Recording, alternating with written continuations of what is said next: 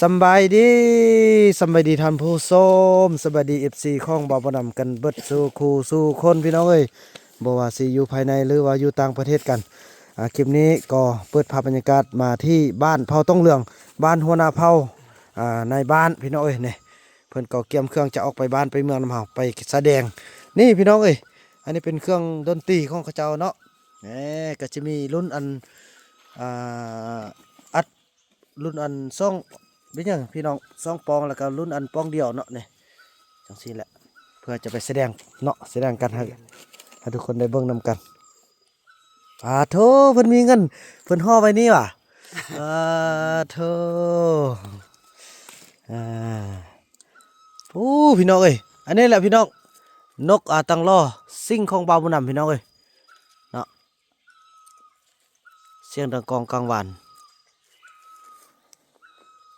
นามสกุลของบ่าวบุญนำเด้อพี่น้องเอ้ยสลอกนะโอ้เกือบลืมอันนี้เกือบลืมกระเปอันนี้ให้แม่พี่ก็ได้เนาะแม่นพี่น้องเอ้ยพออันสินหมู่บ่าวบุญนำได้ซื้อน้ำเพิ่นพี่น้องเอ้ยนี่บ่าวบุญนำก็เปเต็มที่ป้าเพิ่นก็จะเอาเงินมาให้เพิ่นแม่เฮ้ยบ้านลูกเอาเงินเฮ้ทอกออกแล้วก็เอาเงินเนาะ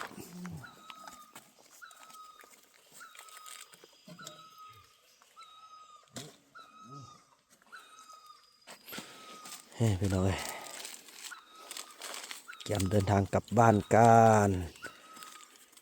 อันนี้แหละชีวิตยังพี่น้องวิถีชีวิตมีหม้อมีเสียม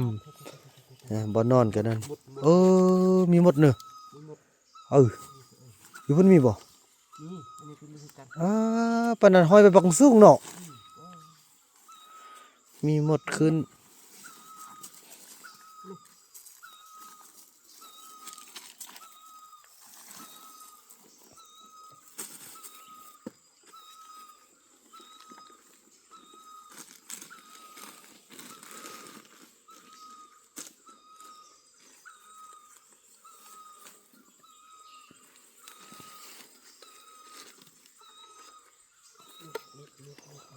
อันนี้ลูกซอยจับอันนึงเด้อพ่อเด้อพี่น้องเอ้ยนี่เขาจะสร้างเฮ็ดเด้อขัดแบบนี้เนาะเสียงต้องต่างกันแหละพี่น้องเอ้ยเนาะเด้อลองตีฟังเด้อพ่อเด้อเสียงต้องต่างกัน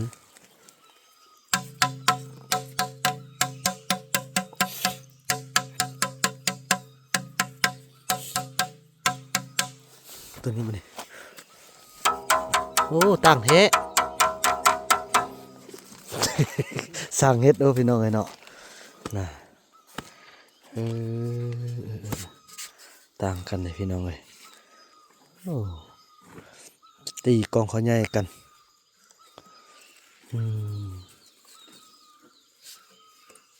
รักษาไปดีกันให้ลูกจับเสื้อบ่นี่เราเสื้อกันเนาะตีแล้วอัดแบบนี้นะเราเฮ็ดนะที่หนึ่งก็ตีตัวนั้นท่านพอลงตีตัวนั้นก็พอญาติบ่ให้ตีเอาไปตีเนาะรักษาเวลา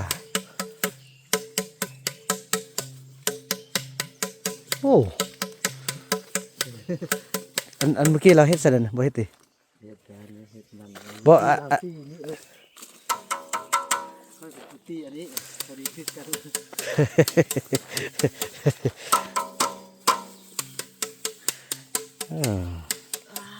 เครื่องดนตรีของข้าเจ้าพี่น้อยเนาะตีอันนี้ลายคนกับซ้อนแล้วอันนี้เดี๋ยวพอเอาเมื่อบ่ว่ามันจะบ่เหี่ยวกันพอหาเขาคนคว้าอยู่พุ่นมาตึมอันเนาะพุ่นก็มีเต้มาเฮียมันยังจ้าคือมีบ่เนาะอย่าบ่มียันมันเหี่ยวก่อนเนาะบ่เป็นทางลูกจีนซอกคนคว้าอยู่พุ่นควายพุ่นเอา2อันเพิ่นก็คือเหี่ยวก็เอาไปสักป้องเนาะยันมันเหี่ยวนะเนาะแก่หรือว่าบ่แก่นี่อันนี้อ่อนนั่นมีแก่ตัวนั้นอ่อนเนาะตัวนี้โอเค แต่ว่าปกติแท้ไปเอาแบบนั้นไปฮดยำจีเฮ็ดยำจีนั่นพุ่นละเฮ็ดเอา อืม เฮ็ดที่พุ่นเอาจะพุ่น มาช่วยกันจับเนาะ ยำตัวนั้น2อันก็ให้ บ่อันนั้นก็เอาไปเลยพออันขนาดเอาไปบ่เขาเอาไปเลยนี่อันนี้ตัวแก้โอ้นี่น่ะนี่ เอาดิ2อันไปก็ได้อันนี้ตัวแก้นี่ นึงก็พอไปนี่ปะ บ่เอาไปเลยพ่อ บ่ปะไว้นี่เด้อไปแต่2อันเนี่ยพอ ว่า เฮ็ดเอานะไปฮอดบ่อนบุญพุ่นสิเฮ็ดตัวเดียว โอ้เฮ็ดพูดเลยเนาะ เฮ็ดปะนี่มันแห้วสิม้วนแห้ว แน่ได้มันก็เหี่ยวเนาะ ไปตัวนั้นก็2อันนี่พอดีละไปฮอดอันนั้นกับแป้งบ่เดียวแล้วแหละ โอเคได้ซะนะ คุณก็ให้เราแป้งคุณก็เดียวแล้วคนนึงแป้งอันนึงเนี่ยพอแป้งอันนึงหลายคนแป้งโอ้ เนาะ1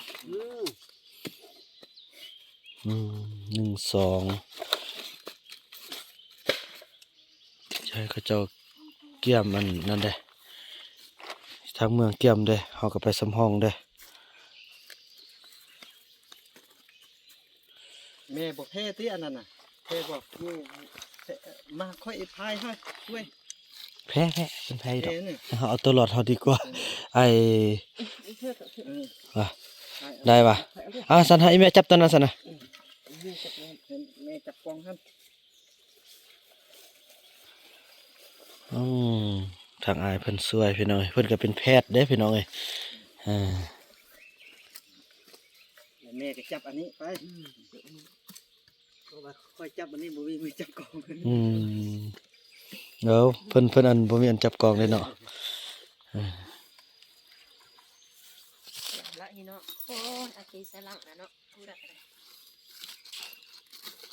เป็นขึ้นไหนกันหมู เพิ่นก็เจ้าหัวจักรักษาป่าเด้พี่น้องเอ้ยยังไฟไหม้เนาะ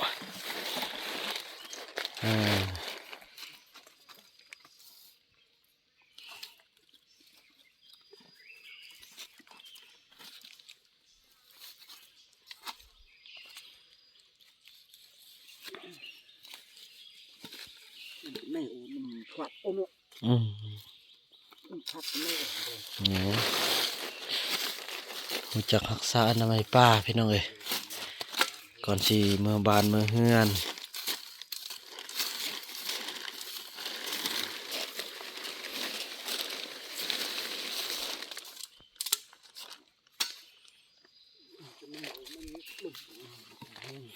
กลับมาสมบูมีพยากจากอัน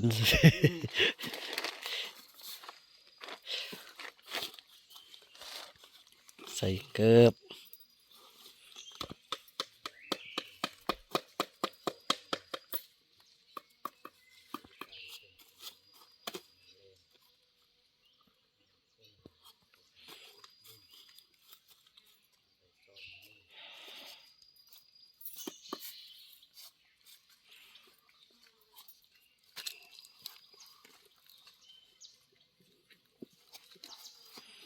เรียบร้อยดอกไปเกี่ยมเดินทางกัน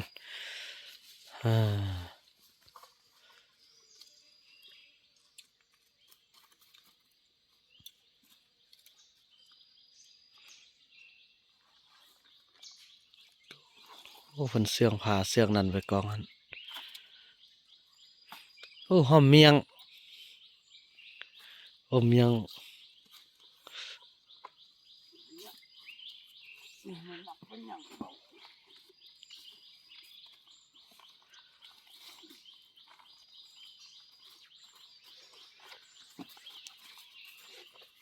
เรียบร้อยเนาะบัดนี้เนาะไปเดินทางกลับบ้านกันบัดนี้โอ้เบิ่งได้บอกเพิ่นเด้ออย่าสุลืมตัวนี้เด้อ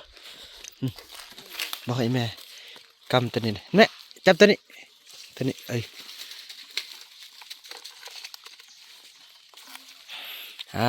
โธ่บาดนี้เดินทางกลับบ้านกันพี่น้องเอ้ยเขาจะย่างไว้ก็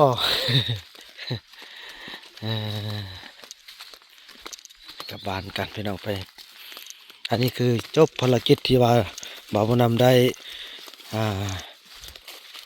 ระดมหรือว่าได้มาแจ้งข่าวให้เขาจะออกไปเที่ยวงานบุญไปร่วมงานบุญของ ทางคณะเมืองเนาะได้จัดขึ้นทุกๆปีพี่น้องเอ้ยเป็นบุญประเพณีบ่าวบุญนำได้รับผิดชอบชนเผ่าต้องเหลืองก็ต้องได้มีไปให้โซ่ไปให้เบิ้งไปให้ทุกคนได้ฮู้นะพี่น้องก็จะมีหลายชนเผ่ามีเราลุ่มเรามงกึมมุนี่อยู่เมียนนี่เมืองเพียงนี่หลายเด้มีฮอดเป็ดเก่าเป็ดชนเผ่าคนบอกพี่น้องเอ้ยเนาะอยู่ในนั้นก็จะเป็นเก่ากับชนเผ่าตรงเหลืองนี่พี่น้องเอ้ยนี่เป็นชนเผ่าที่เด่นอยู่ในเมืองเมืองเพียงเนาะแควสยบุรีเฮาพี่น้องเอ้ยนี่จังซี่แหละเขาเจ้าออกมาฮอดนี้เขาเจ้าก็ล้างตีนล้างมือกินน้ำกินในแล้วก็ออกไปบ้านกันถือว่าจังสั้นเลยพี่น้องคลิปนี้บ่าวบุญนำจะขออนุญาตจบคลิปกันเพียงสำนี้ก่อนเด้อเนาะแล้วก็ว่ากันไปในคลิปต่อไปคลิปนี้บ่าวบุญนำขอกล่าวคำว่าสบายดี